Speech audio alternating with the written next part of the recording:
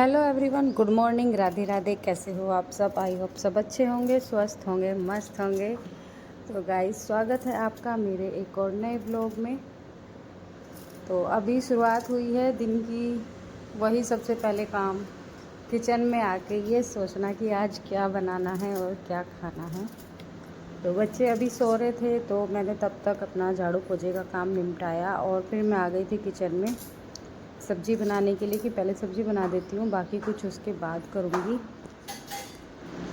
और ये टाइम होता है मेरा ऐसा कि मैं दिन भर की जो मेरी प्लानिंग है कि आज मुझे क्या करना है, कैसे करना है, कौन सा काम किस टाइम करना है, कैसे अपने दिन के पूरे रूटीन को मुझे फॉलो करना है, वो सब चलता है इस टाइम मेरे दिमाग में कि मुझे ये काम इस टाइम पे करना है, ये काम ऐसे करना है, जब करना है, कौन सा काम मेरा पेंडिंग पड़ा है, किसको नहीं करना है वो सब चलता है मेरे माइंड में। तो काम करते करते ये नहीं है कि हाथ ही बिज़ी है, माइंड भी बिज़ी रहता है कि अच्छा इसके बाद मुझे ये करना है, उसके बाद मुझे ये करना है।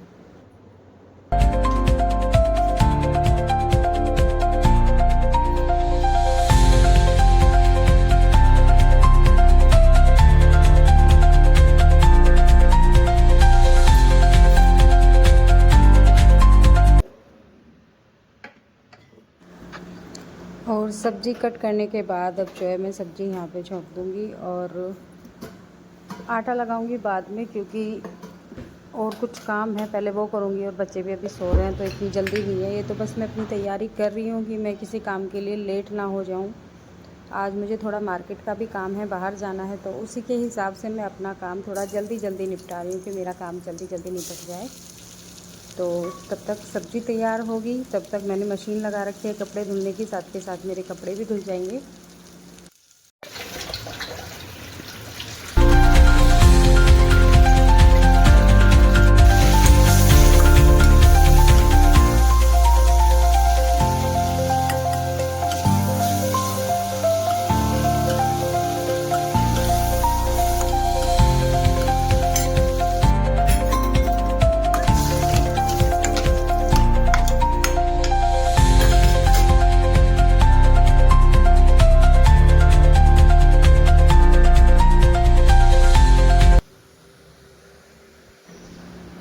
और खाना बनाते बनाते मुझे बाहर से थोड़ी आवाज़ आ रही थी, तो मैंने बाहर आके देखा कि पता नहीं बाहर क्या ही है। तो बाहर जो है ये कार वॉश हो रही थी। अभी तक मैंने देखा था कि कार को वॉशिंग सेंटर ले जाना पड़ता है कार धुलवाने के लिए, और यहाँ पे सर्विस इसकी भी है कि घर पे ही आप बुला सकते हो और अपनी कार धुलवा सकते हो। तो ये मैंने तो फर्स्ट टाइम देखा है, आप लोगों ने शायद पहले भी देखा हो या आपको जानकारी हो।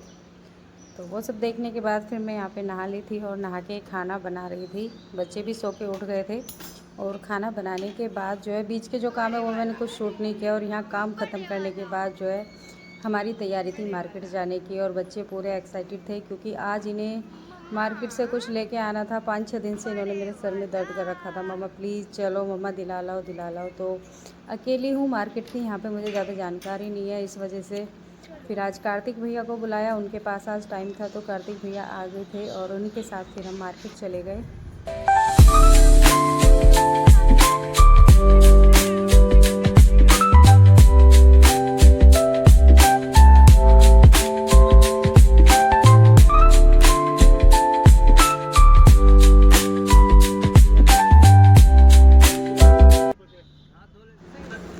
तो आज गए थे हम बच्चों के लिए स्विमिंग पूल लेने, और जाके जब इनके रेट पता किए तो इन भाई साहब ने ऐसे रेट बता दिए कि हम लें या ना लें। किसी के 5,000, किसी के 7,000। मैंने कहा भाई पहली बार तो हम ख़रीद नहीं रहे हैं, थोड़ा ठीक ठीक लगा ले, या हमारी शक्ल पे कुछ लिखा हुआ है जिस चीज़ का तू फ़ायदा उठा रहा है। तो फिर हमने सारे ही जो स्विमिंग पूल थे वो देखे, और फिर आ गई ये आंटी पीछे से। इनको देख के आपको लगेगा नहीं कि इनकी हालत ख़राब है या ये भीख मांगने के लायक हैं, मतलब आदत से मजबूर हैं। तो इन्होंने आते ही कहा कि मतलब कुछ दे दो। मेरे पास 20 रुपये थे, मैंने 20 रुपये खुले हुए इनको दे दिए, बाकी खुले हुए नहीं थे। और मैं उससे ज़्यादा देने वाली भी नहीं थी क्योंकि इसकी कंडीशन ऐसी नहीं थी कि मैं इस पर तरस खाऊं और इसको ज़्यादा पैसे दूं। तो इसने मुझसे आते ही बोला कि 150 रुपये दे दो। मैंने कहा ये भीख मांगने का बहुत अच्छा स्टाइल है कि 100 या 50, उससे कम मैं नहीं लूँगी। तो मैंने बोल दिया कि ठीक है, अगर आपको 20 रुपये नहीं लेने तो मत लो, मैं दूँगी भी नहीं इससे ज़्यादा। तो कहने लगी कि लाओ चलो 20 ही दे दो। तो ये लोगों का आजकल बढ़िया फंडा है। हालांकि इसको देख के लग नहीं रहा था कि ये भूखी मर रही है। इतना अच्छा लिपस्टिक बिंदी लगा के एकदम फिट थी। मुझे नहीं लगता, मुझे तो ऐसा लग रहा है कि इसने चलते चलते हाथ फैला दिया कि मुझे पैसे दे दो। बाकी इसकी इतनी हालत ख़राब नहीं थी। और फिर स्विमिंग पूल लेने के बाद और थोड़े फ्रूट्स लेने के बाद पार्थ ने बोला कि मुझको मैंगो शेक पीना है। तो यहाँ पे इसको फिर मैंगो शेक दिलाया। और मैंगो शेक पीने के बाद इसने पूरा इसके ऊपर जो डला हुआ था वो सब कुछ इसके अंदर मिक्स कर दिया और फिर इससे वो पिया भी नहीं गया। फिर आ गए थे हम घर पे और घर पे आते ही बच्चों ने अपने चाचू की रेल बना दी कि चाचू अब इसमें हवा भी भर के दोगे। तो हमने 2 स्विमिंग पूल लिए थे, एक हमने लिया था और एक कार्तिक भैया ने अपने बेटे के लिए लिया था। तो यहाँ पे जो इसी की तैयारी चल रही है, इसको पंप से हवा भरवा रहे हैं। मैंने कहा भाई दिलवा के आप लाए हो तो ये कष्ट भी आप ही करोगे, मुझसे तो ये होगा नहीं। तो भैया ने ही इसमें हवा भर के दी और ये इंतज़ार कर रहे थे कि कब ये फूल जाए और कब हम इसमें पानी करें। बस बस भैया बस, ज़्यादा टाइट ठीक ना है। हाँ बस बहुत है ना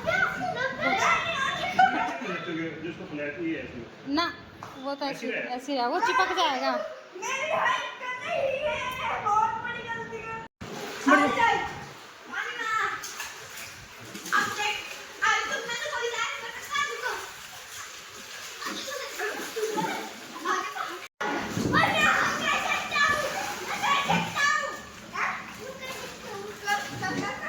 चोट लग जाएगी बेटू, चोट लग जाएगी आराम से।